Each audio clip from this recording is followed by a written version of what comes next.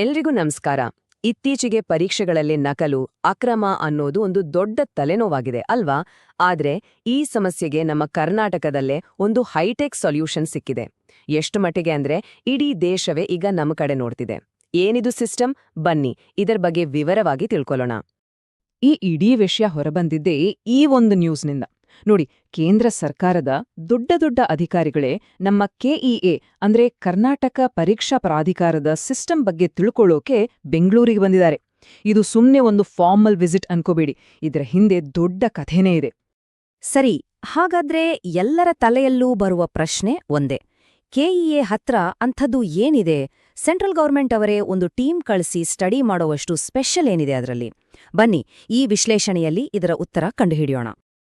ಮೊದಲಿಗೆ ಈ high profile visit ಬಗ್ಗೆ ನೋಡೋಣ.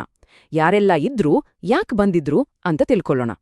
ನೋಡಿ, ಇದರಲ್ಲಿ ಯಾರೆಲ್ಲ ಇದ್ರು ಅಂದ್ರೆ, ಒಂದು ಕಡೆ ಸೆಂಟ್ರಲ್ ಗವರ್ಮೆಂಟ್ನ ಸೀನಿಯರ್ ಆಫೀಸರ್ಸ್, ಇನ್ನೊಂದು ಕಡೆ ನಮ್ಮ ಕೆಇಎ ಚೇರ್ಮನ್ ಇಸ್ಮಾಯಿಲ್ ಗದ್ಯಾಳ್ ಅವರು, ಜೊತೆಗೆ ಬೇರೆ ಪ್ರಮುಖ ಅಧಿಕಾರಿಗಳಾದ ರಮೇಶ್ ಕುಮಾರ್, ಕೆ ಮಂಜೇಶ್ ಮತ್ತು ಡಾಕ್ಟರ್ ಆಕಾಶ್ ಕೂಡ ಇದ್ರು. ಅಂದ್ರೆ ಇದು ಎಷ್ಟು ಸೀರಿಯಸ್ ಮೀಟಿಂಗ್ ಅಂತ ನಾವೇ ಊಹಿಸ್ಕೊಳ್ಬಹುದು. ಸರಿ, ಈ ಭೇಟಿಗೆ ಕಾರಣ ಏನು ಅಂತ ನೋಡಿದ್ರೆ, ನಾವು ಬಂದು ನಿಲ್ಲೋದು ಒಂದು ಅದ್ಭುತ ಟೆಕ್ನಾಲಜಿ ಹತ್ರ. ಅದೇ ಈ ಇಡೀ ಕಥೆಯ ಹೀರೋ. ಕೆಎ ಬಳಸ್ತಿರೋ ಆ ಎರಡು ಮುಖ್ಯ ತಂತ್ರಜ್ಞಾನಗಳು ಅಂದ್ರೆ ವೆಬ್ಕಾಸ್ಟಿಂಗ್ ಮತ್ತು ಫೇಶಿಯಲ್ ರೆಕಗ್ನಿಷನ್. ವೆಬ್ಕಾಸ್ಟಿಂಗ್ ಅಂದ್ರೇನಿಲ್ಲ, ಪರೀಕ್ಷೆ ನಡೆಯೋ ಹಾಲ್ನ ಲೈವ್ ವಿಡಿಯೋವನ್ನ ಒಂದು ಕಂಟ್ರೋಲ್ ರೂಮಿಂದ ನೋಡ್ತಾ ಇರೋದು.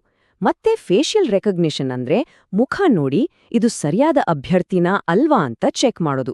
ಈ ಎರಡೂ ಸೇರಿ ಪರೀಕ್ಷೆಗಳನ್ನ ಪಕ್ಕಾ ಪಾರದರ್ಶಕವಾಗಿ ಮಾಡ್ತವೆ. ಹಿಂದೆ ಹೇಗಿತ್ತೋ ಈಗ ಹೇಗಾಗಿದೆ ಅಂತ ಒಂದು ಸಣ್ಣ ಹೋಲಿಕೆ ನೋಡೋಣ ಬನ್ನಿ.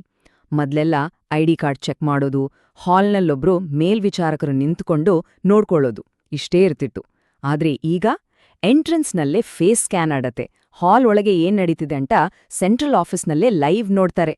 ಅಂದ್ರೆ ಮನುಷ್ಯರಿಂದಾಗೋ ತಪ್ಪುಗಳಿಗೆ, ಮೋಸ ಮಾಡೋಕೆ ಇದ್ದ ಅವಕಾಶಗಳಿಗೆ ಈಗ ಬ್ರೇಕ್ ಬಿದ್ದಿದೆ. ಹಾಗಾದ್ರೆ ಈ ಸಿಸ್ಟಮ್ ಕೆಲಸ ಮಾಡೋದು ಹೇಗೆ ಅಂತೀರಾ? ತುಂಬಾ ಸಿಂಪಲ್. ಸ್ಟೆಪ್ 1, ಎಕ್ಸಾಮ್ ಹಾಲ್ಗೆ ಹೋಗೋಕ್ ಮುಂಚೆ ಅಭ್ಯರ್ಥಿಯ ಮುಖ ಸ್ಕ್ಯಾನ್ ಆಗತ್ತೆ, ಅವರ ಗುರುತು ಕನ್ಫರ್ಮ್ ಆಗತ್ತೆ. ಸ್ಟೆಪ್ 2, ಅವರು ಪರೀಕ್ಷೆ ಬರಿತಾ ಇರ್ಬೇಕಾದ್ರೆ ಇಡೀ ಹಾಲ್ ಲೈವ್ ಸ್ಟ್ರೀಮ್ ಆಗ್ತಾ ಇರುತ್ತೆ. ಎಲ್ಲವನ್ನೂ ಒಂದು ಕಂಟ್ರೋಲ್ ರೂಮಿಂದ ಮಾನಿಟರ್ ಮಾಡ್ತಾರೆ. ಸ್ಟೆಪ್ 3, ಈ ಪ್ರತಿಯೊಂದು ಕ್ಷಣವೂ ಡಿಜಿಟಲ್ ಆಗಿ ರೆಕಾರ್ಡ್ ಆಗತ್ತೆ. ಅಂದ್ರೆ ಎಲ್ಲವೂ ದಾಖಲೆ ಸಮೇತ ಪಾರದರ್ಶಕವಾಗಿರುತ್ತೆ. ನೋಡಿ, ಇದು ಬರೀ ಒಂದು ಟೆಕ್ನಾಲಜಿ ಅಷ್ಟೇ ಅಲ್ಲ, ಇದು ನಮ್ಮ ದೇಶದ ಒಂದು ದೊಡ್ಡ ಸಮಸ್ಯೆಗೆ, ಅಂದ್ರೆ ಈ ಪರೀಕ್ಷೆ ಅಕ್ರಮ ಅನ್ನೋ ತಲೆನೋವಿಗೆ ಒಂದು ಸಖತ್ ಪರಿಹಾರ.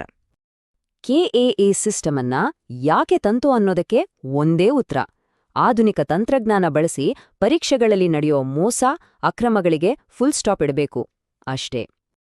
ಇನ್ನೊಂದು ಇಂಟ್ರೆಸ್ಟಿಂಗ್ ವಿಷಯ ಏನಂದ್ರೆ, ಇದು ಬರೀ ಪವರ್ ಪಾಯಿಂಟ್ ಪ್ರೆಸೆಂಟೇಷನ್ ಆಗಿರ್ಲಿಲ್ಲ.